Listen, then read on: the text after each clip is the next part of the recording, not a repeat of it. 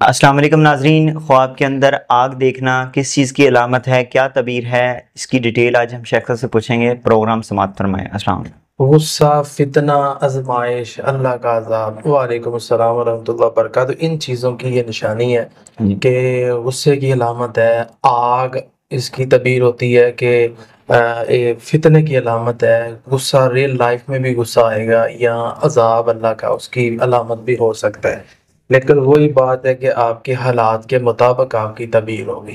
اسی طرح انسان خواب کے اندر آگ دیکھتا ہے تو جو کہ نقصان دے رہی ہے آپ کو، تو اس کی تعبیر ہوتی ہے مشکلات یا گناہ کی طرف اشارہ ہوتا ہے۔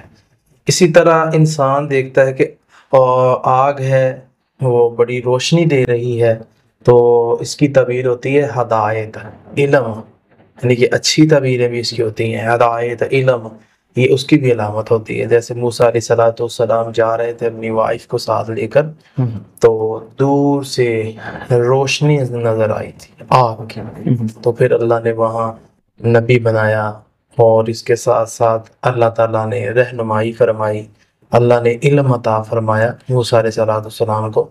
تو یہ اس کی تعبیر ہوتی ہے کہ رہنمائی، علم وغیرہ وغیرہ یہ چیزیں ہوتی ہیں۔ بہت شکریہ۔ اور پرانے وقتوں میں ویسا لوگ لالٹائن سے یا آگ جلا کے